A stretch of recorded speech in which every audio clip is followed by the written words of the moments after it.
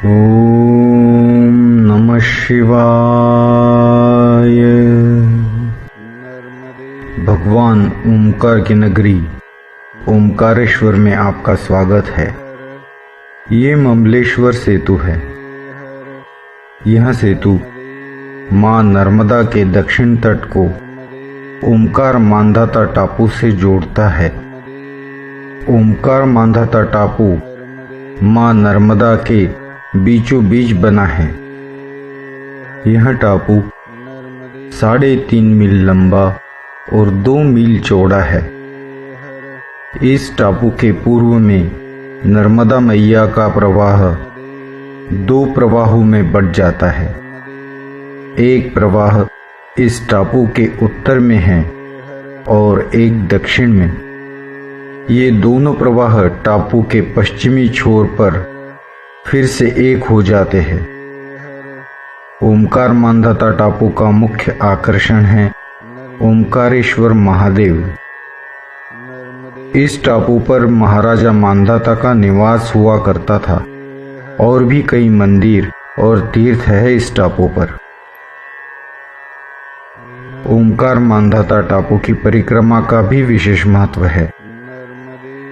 तो चलिए चलते हैं ओमकार मांधाता की परिक्रमा करने। परिक्रमा शुरू करने से पहले चलिए मां रेवा का दर्शन कर ले। आप देख रहे हैं वो ओमकारेश्वर बांध है। बाई ओर ओमकार मांधाता टापू का पूर्व किनारा नजर आएगा। देखिए बांध के तुरंत बाद मां रेवा 2 प्रवाहों में बट गई है। हमारे सामने जो प्रवाह है वो दक्षिण प्रवाह है। ओमकारेश्वर में नर्मदा मैया पूर्व से पश्चिम की ओर बहती है। नर्मदे हर नर्मदे हर। ये मंदिर जो आप देख रहे हैं यही विराजते हैं ओमकारेश्वर महादेव। बड़ा ही सुंदर मंदिर है। मंदिर के पीछे जो आप सफेद रंग का महल देख रहे हैं वही है महाराजा मांधाता का महल। ममलेश्वर सेतु के पश्चिम ओर से मैया और ओमकारेश्वर का बड़ा ही विहंगम दृश्य दिखता है। इस परिक्रमा की शुरुआत हम ओमकारेश्वर जी के दर्शन से करेंगे। फिर राम जानकी मंदिर, पंचानन गणेश, ओंकार मठ, केदारेश्वर, मां गायत्री मंदिर, मां नर्मदा संगम, ऋणमुक्तेश्वर महादेव मंदिर, पंचमुखी हनुमान, गौरी सोमनाथ और सिद्धनाथ के दर्शन करके हम वापस ओमकारेश्वर मंदिर आएंगे।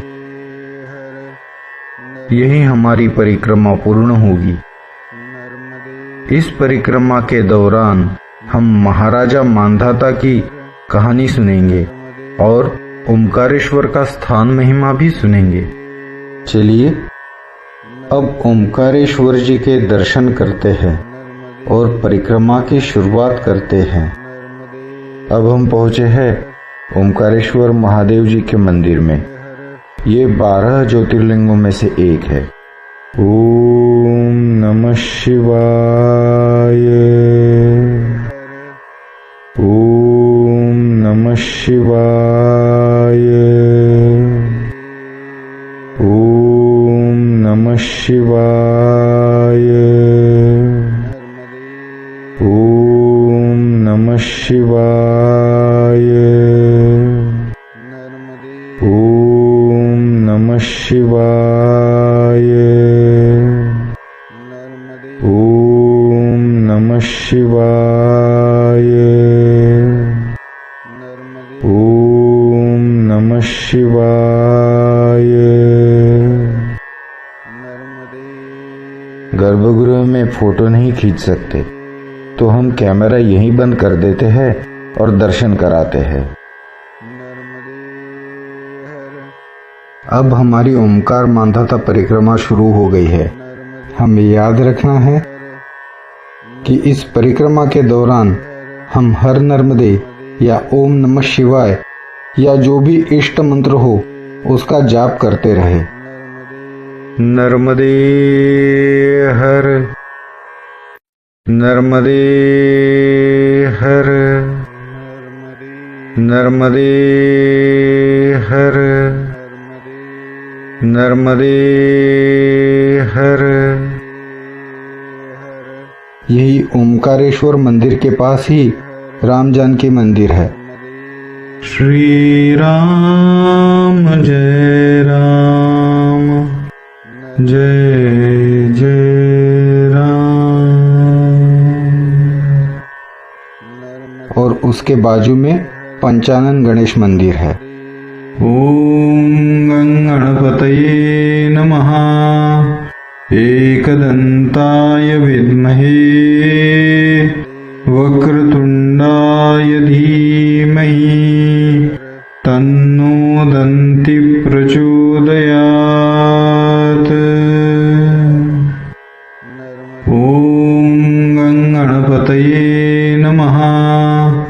एकदंताय विद्महे वक्रतुंडाय धीमहि तन्नो दन्ति प्रचोदयात्।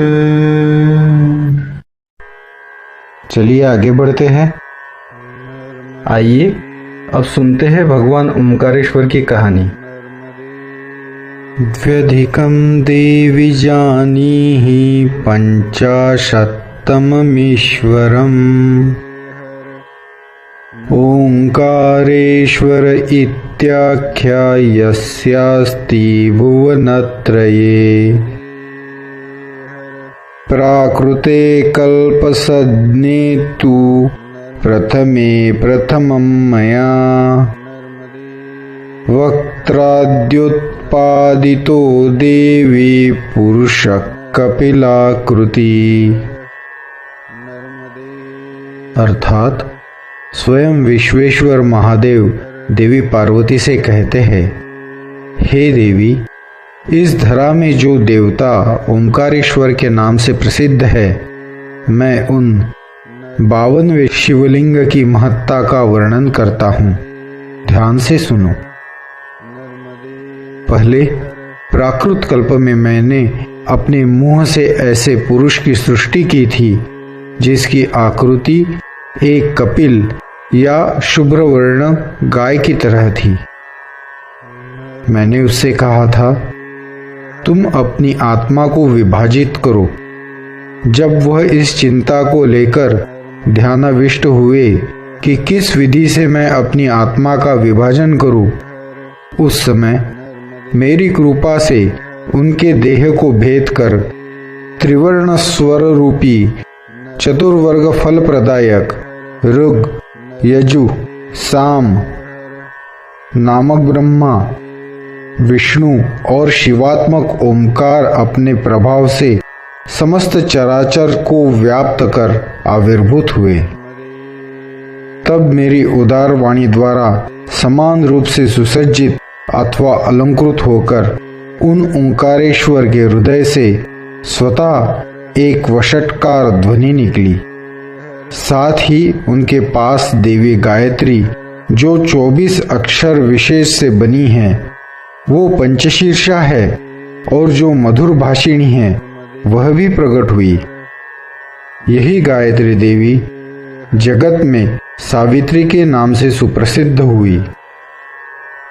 गायत्री मधुरा भाषा सावित्री लोक विश्रुता सच ओंकारो मया प्रोक्तो गायत्र्या सह पार्वती सृष्टिकरुं ममादेशात् विचित्रा मनया सह। हे पार्वती, मैंने अविच्छेद्य ढंग से जुड़ी गायत्री वाले ओंकार जी से कहा, तुम दोनों एक ऐसी सृष्टि का प्रवर्तन करो जिसमें विविधता हो, वैचित्र्य हो। मेरे कहे अनुसार ओंकार ने अपनी निजी ज्योति से नाना प्रकार की सृष्टियां आरंभ की। सबसे पहले वेद प्रकट हुए, फिर धीरे धीरे 33 वैदिक देवताओं की सृष्टि हुई। उसके बाद ऋषियों और कुछ मनुष्यों का जन्म हुआ। हे पर्वतात्मजे, यही जगत पिता भगवान ओंकार एक कल्प के अंत में देवताओं, असुरों और समस्त प्राणियों का संहार करते हैं तथा अपने में उनका विलय कराते हैं। तत्पश्चात पुनराय समग्र जीवों और भौतिक जगत की सृष्टि नए तौर से शुरू करते हैं। यह ओंकार देवता अव्यक्त है, शाश्वत है और सकल भुवनों के सृष्टि करता है। कर्ता चैव विकर्ता च संहर्ता च महास्तुयः ओंकार पूर्वका वेदा यज्ञाश्चोंकार पूर्वकः ओंकार पूर्वकं ज्ञानं तपश्चोंकार पूर्वकं स्वयंभुरीति विज्ञेयः सब्रह्मा भुवनाधिपः। ओंकार ही कर्ता, विकर्ता, संहर्ता और सुमहान है। ओंकार से ही वेद, यज्ञ, ज्ञान एवं तपस्या की उत्पत्ति हुई है। ओंकार ही सकल भुवनों के अधिपति स्वयंभू ब्रह्मा है। यह वायु, विश्वदेव, साध्य, रुद्र, आदित्य, अश्विनी कुमार, प्रजापति, सप्तर्षि, वसु, यक्ष, रक्ष, पिशाच, दैत्य, ब्राह्मण, क्षत्रिय, शूद्र, म्लेच्छ, चतुष्पद और तिर्यक योनि वाले हैं। यह सर्वभूतों में विराजते हैं और भूतनाथ भी वही है। समस्त सृष्टि कार्य संपूर्ण करने के बाद ओंकार ने मुझसे याचना की कि मैं उनके निवास के योग्य एक पवित्र स्थान निर्धारित कर दूं। सो मैंने शूलेश्वर देव के पूर्व हिस्से को उनके निवास स्थान के रूप में निश्चित कर दिया। यह हिस्सा महाकाल वन में है। महाकाल वनम दिव्यम सर्वसंपत्करं शुभम तत्र ते भविता कीर्तिः शाश्वती नात्र संशयः शूलेश्वरस्य देवस्य पूर्वभागे व्यवस्थितं त्रिकप्रभवं लिंगं तन्नाम्नाख्यातिमेष्यति ओंकारेश्वर इत्याख्या भविष्यति जगत्त्रये इत्युक्ता हि मया देवी ओंकारो हृष्टमानसः ददर्श तत्र तल्लिंगं तस्मिन् लिंगे लयं गतः। अर्थात इस समूचे महाकाल के वन में व्याप्त जो लिंगराज विराजमान है, वह लिंग तुम्हारे नाम के आधार पर ओंकारेश्वर के नाम से प्रसिद्ध होंगे।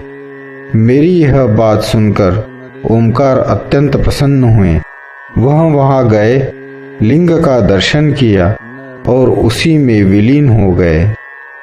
जिस लिंग में ओंकार स्वयं विलीन हो गए, उस लिंग को आज ओंकारेश्वर महादेव के नाम से जाना जाता है। उसके बाद से ब्राह्मण लोग यज्ञ, योग, तपस्या या अन्य कोई पुण्य कार्य में ओंकार को ही सबसे पहला दर्जा देते हैं। सहस्त्र युगधाराओं, सहस्त्रों व्यतिपात योग और सहस्त्रों तपस्याओं में निमग्न रहने से या फिर चतुर्वेदों का अध्ययन करने से जो पुण्य प्राप्त होता है, वही पुण्य ओंकारेश्वर के दर्शन मात्र से ही प्राप्त होता है। ओम नमः शिवाय।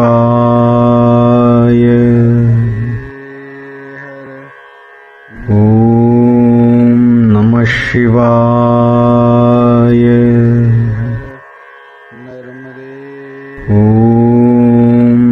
शिवाय।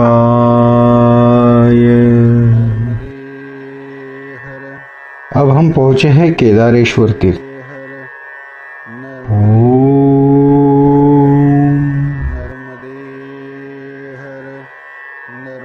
गात्रं भस्मसितं सितं च हसितं हस्ते कपालं सितं खट्टांगं च सितं सितश्च वृषभः कर्णे सिते कुण्डले गंगाफेन सिता जटा पशुपतेश्चन्द्रसितो मूर्धनि सोऽयं सर्वसितो ददातु विभवं पापक्षयः सर्वदा।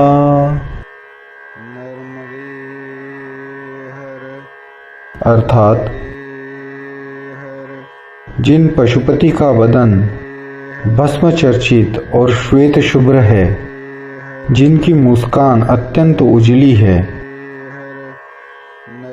जिनके हस्तों के नर कपाल और खट्वांग अत्यंत शुभ्र है, जिनका वृषभ अत्यंत उजला है, जिनके कानों के कुंडल अत्यंत चमकीले और सफेद है, गंगा की फेन के लगने से जिनकी जटाएं चमकीली सफेद है और जिनके मस्तक पर शोभायमान चंद्रमा अत्यंत शुभ्र है, जो इस प्रकार से सर्वतोभाव से शुद्ध है, ऐसे पशुपति ओंकारेश्वर मुझे सर्वदा मेरे समस्त पापों के विनष्ट हो जाने का आशीर्वाद प्रदान करे।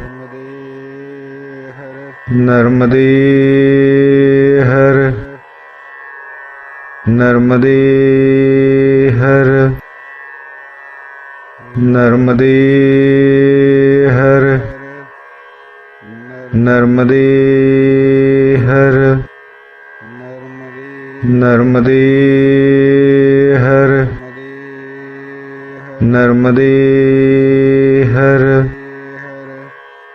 नर्मदे हर। अब हम चलते हैं माँ गायत्री मंदिर की ओर।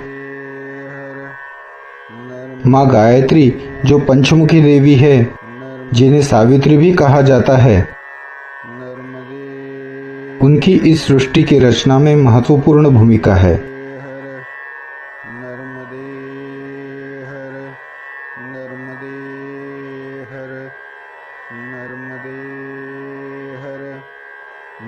मुनीन्द्र गुह्यं परिपूर्ण कामं कलानिधिं कल्मषनाशहेतुं परात् परं यत् परं पवित्रं नमामि शिवं महतो महान्तम् नमामि शिवं महतो महान्तम् नमामि शिवं महतो महान्तम्। ओम नमः शिवाय।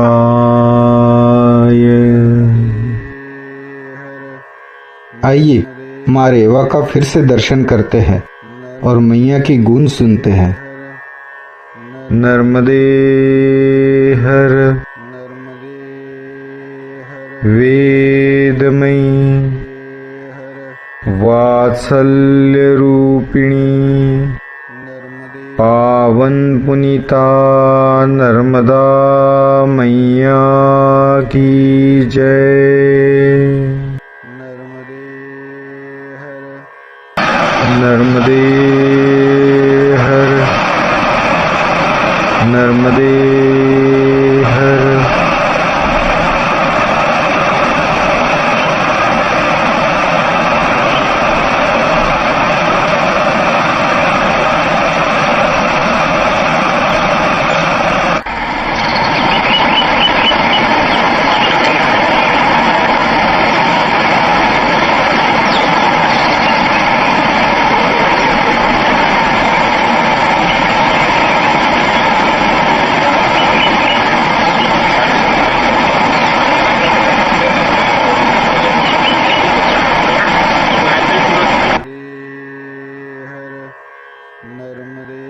आगे माँ रेवा संगम है। हम ढलान से मांधाता टापू के पश्चिम छोर की ओर जा रहे हैं। इस राह पर कई तपस्वियों ने, देवताओं ने विचरण किया होगा। उन्हीं स्पंदनों के स्पर्श से लाभान्वित होते हम संगम की ओर चलते हैं। गंगा कनखले पुण्या कुरुक्षेत्रे सरस्वती, ग्रामे वा यदि वारण्ये पुण्या सर्वत्र नर्मदा। इसका अर्थ है गंगा कनखल में यानी हरिद्वार क्षेत्र में पुण्यदायी मानी जाती है, सरस्वती कुरुक्षेत्र में पुण्यदायी मानी जाती है।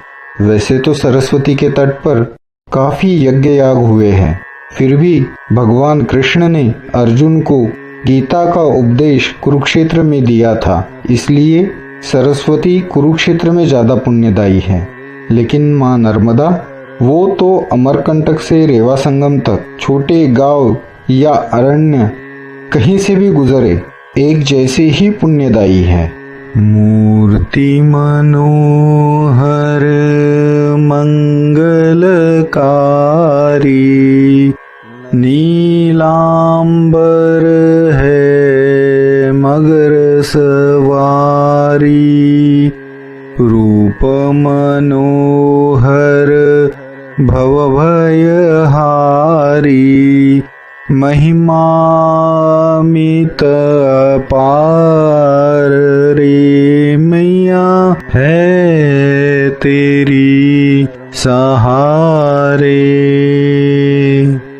शंभुलोक से धारा आई, मेकल पर्वत तीर्थ बनाई, अमरकंट जग कीर्ति छाई, ओए जय जयकार रे मैया है तेरी सहारे।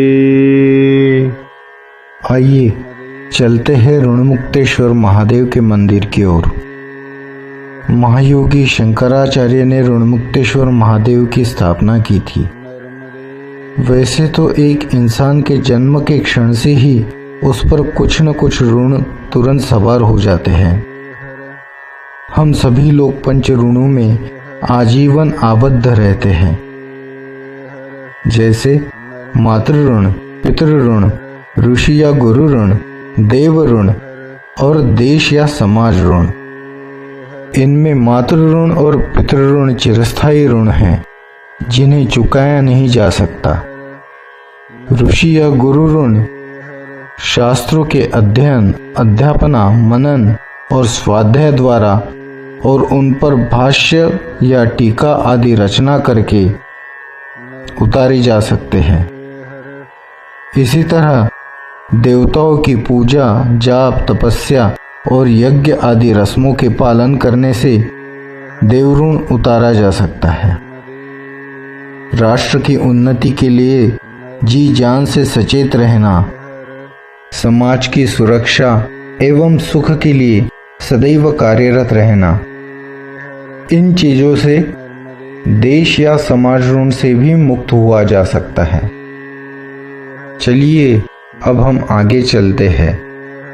ओम नमः शिवाय, ओम नमः शिवाय, ओम नमः शिवाय, ओम नमः शिवाय, ओम नमः शिवाय, ओम नमः शिवाय, ओम नमः शिवाय, ओम नमः शिवाय, ओम नमः शिवाय, ओम नमः शिवाय,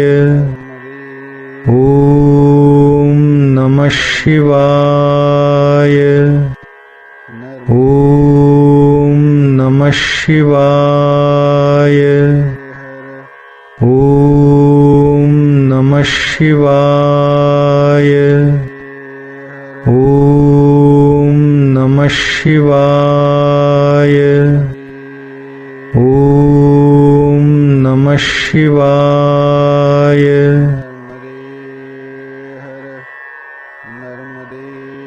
ये पंचमुखी हनुमान मंदिर है। हनुमान जी के ये 5 अवतार हैं। वराह रूपी हनुमान, गरुड़ रूपी हनुमान, अंजनेय हनुमान, नरसिंह रूपी हनुमान और हयग्रीव हनुमान। चलिए आगे चलते हैं। हमारा अगला पड़ाव गौरी सोमनाथ मंदिर है। गौरी सोमनाथ एक विशालकाय शिवलिंग है। देखिए कितने जगमगा रहे हैं। यहाँ का इतिहास कुछ इस प्रकार है। शुरू में सोमनाथ जी बने थे एक सफेद स्फटिक स्तंभ से। वे इतने जागृत थे कि जो दर्शक इनके सामने अपने अगले जन्म के विषय में जानने का आग्रह करते थे कि अगले जन्म में वे क्या बनेंगे या उनका हाल क्या होगा, तो उस स्फटिक के स्तंभ में सामने खड़े दर्शक को अपने अगले जन्म की घटनाओं का प्रतिबिंब दिखाई देने लगता था। कहते हैं कि एक देवता की इतनी शोहरत सुनकर एक राजा एक बार यहाँ वेश बदल कर आया था। सोमनाथ के स्तंभ के सामने खड़े होने के बाद उसने अपनी इच्छा व्यक्त की, मगर खंबे में जो उसने अपना प्रतिबिंब देखा तो वो आग बबूला हो गया। उसने देखा कि खंबे में उसके सामने जो प्रतिबिंब उभरा है वह एक घिनौने सुअर का अक्ष है। क्रुद्ध बादशाह ने शिवलिंग में आग लगवा दी। उसके बाद से बिल्लोरी पत्थर के श्वेतलिंग एक कृष्णलिंग में बदल गए। चंद्रोद्भासित शेखरे स्मर हरे, गंगाधरे शंकरे, सर्पे भूषित कंठकर्णयुगले, नेत्रोत्थ वैश्वानरे,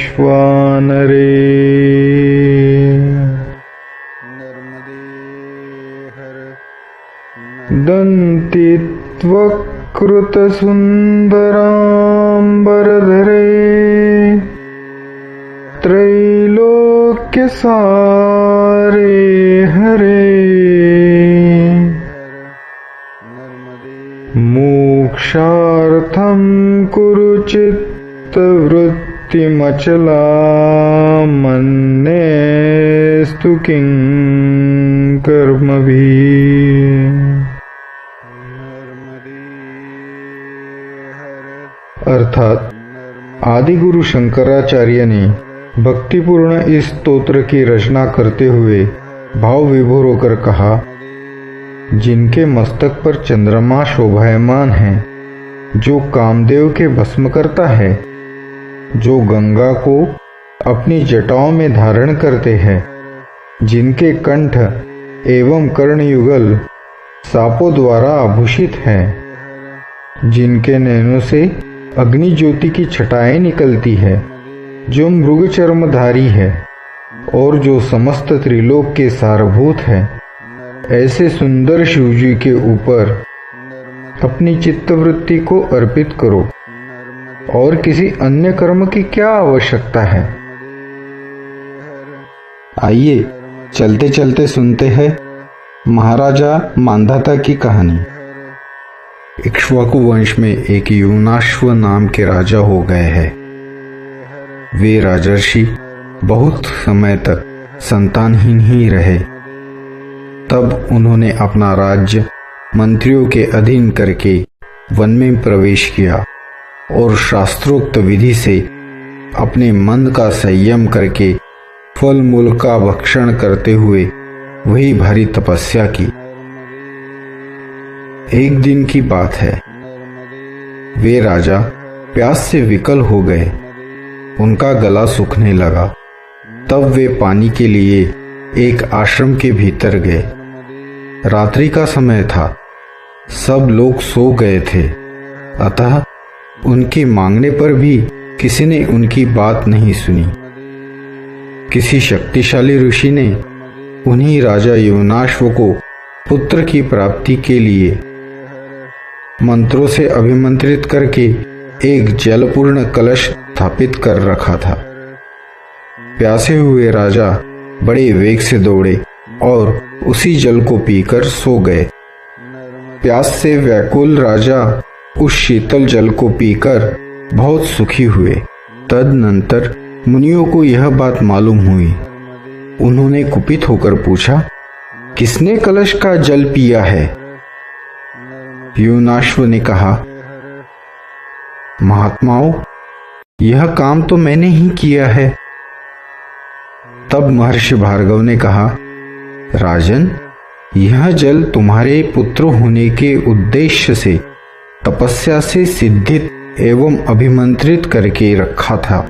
इससे महाबलवान एवं तपोबल से युक्त सर्वधर्म परायण पुत्र का जन्म हो, इस संकल्प से मंत्र युक्त विधि के द्वारा इस जल का संस्कार किया गया था। यह तुम्हारे पीने के लिए योग्य नहीं था।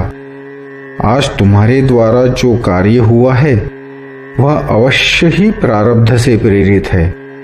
महाराज, इस जल को पीने से तुम गर्भवान हो जाओगे। तदनंतर 100 वर्षों के पश्चात राजा युवनाश्व की 22 कुक्षी फाड़कर सूर्य के समान तेजस्वी पुत्र उत्पन्न हुआ। तो भी राजा की मृत्यु नहीं हुई। उस समय महातेजस्वी इंद्र उस बालक को देखने के लिए आए। देवताओं ने पूछा, देवराज, यह बच्चा किसका दूध पिएगा? इंद्र बोले, एष मानधाता, यह मुझे ही पान करेगा। ऐसा कहकर उन्होंने बालक के मुंह में अपनी तर्जनी उंगली डाल दी। बालक बड़े हर्ष से उस उंगली का अमृत रस पीने लगा। तत्पश्चात इंद्र ने उसका मानधाता यह सार्थक नाम रख दिया। इस प्रकार बालक मानधाता 16 वर्षों तक इंद्र की तर्जनी पी पीकर बढ़ता रहा। उसे आयुर्वेद आदि दिव्य शास्त्रों का ज्ञान केवल उनके चिंतन से ही हो गया। तरह तरह के बाण, धनुष और अभेद्य कवच ये तत्काल उनके पास स्वतः उपस्थित हो गए। इंद्र ने समस्त देवताओं के साथ मानधाता का राज्याभिषेक किया। महाराज मानधाता ने धर्म से संपूर्ण लोकों को उसी प्रकार व्याप्त कर लिया जैसे भगवान विष्णु ने अपने 3 पगों से त्रिलोक को नाप लिया था। उन महात्मा का शासन चक्र अप्रतिहत गति से चलता था। सैकड़ों राजा स्वयं उनकी सेवा में उपस्थित हुए। इस प्रकार उनका समूची पृथ्वी पर एक छत्र अधिकार था। उन्होंने प्रचुर दक्षिण वाले अनेक यशों द्वारा भगवान का पूजन किया। उन प्रसन्न चित्त परम बुद्धिमान और अमित तेजस्वी नरेश ने अतिशय धर्म का अनुष्ठान करके इंद्र के आधे सिंहासन को प्राप्त किया था। उन्होंने धर्मपूर्वक पृथ्वी का पालन किया। उन महात्मा का राज्य 10 करोड़ वर्षों तक चलता रहा। एक समय 12 वर्षों तक वृष्टि नहीं हुई। उस समय मानधाता ने वज्रपाणी इंद्र के देखते देखते अपने राज्य की खेती को बढ़ाने के लिए बलपूर्वक वर्षा करवा ली। यही महाराज मांधाता का ओमकारेश्वर यह देवस्थान है। उन्होंने ओमकारेश्वर शिव के आगे 100 यज्ञों का अनुष्ठान करके इस प्रकार स्तवन किया। जगत की उत्पत्ति करने वाले परमेश्वर, आप ही काल गति के प्रवर्तक है। आप ही संसार स्वरूप और संसार का संहार करने वाले हैं। आपको नमस्कार है। ओम महादेव जी को नमस्कार है। भगवान शंभु और भव को नमस्कार है। 3 नेत्र और 3 मूर्ति धारण करने वाले तीनों लोकों के स्वामी को नमस्कार है। काल रहित, जरा रहित और मृत्यु रहित आपको वारंवार नमस्कार है। जो लोग प्रतिदिन आदिदेव भगवान ओमकारेश्वर का ध्यान करते हैं, उनकी इस संसार समुद्र में पुनरावृत्ति नहीं होती। काल रूपी ओमकार स्वरूप उमानाथ महादेव जी ने यह स्तुति सुनकर राजा मांधाता से कहा, पुत्र, तुम कोई वर मांगो। मांधाता ने कहा, देवेश्वर, वैदुर्य नाम से प्रसिद्ध यह शैलराज मांधाता नाम धारण करे और आपके प्रसाद से देवस्थान बन जाए। यहाँ जो मनुष्य दान, तप, पूजा तथा प्राण विसर्जन करे, वे शिवधाम के निवासी हो। मांधाता का यह वचन सुनकर महादेव जी बोले, नृपश्रेष्ठ, मेरे प्रसाद से यह सब कुछ होगा। इस प्रकार वरदान पाकर इस वैदुर्य पर्वत का नाम ओंकार मांधाता पड़ गया। इस कहानी के साथ साथ हम ओमकारेश्वर जी के मंदिर वापस आ पहुँचे हैं। हमारी ओमकार मांधाता परिक्रमा पूर्ण हो गई है। ओम नमः शिवाय।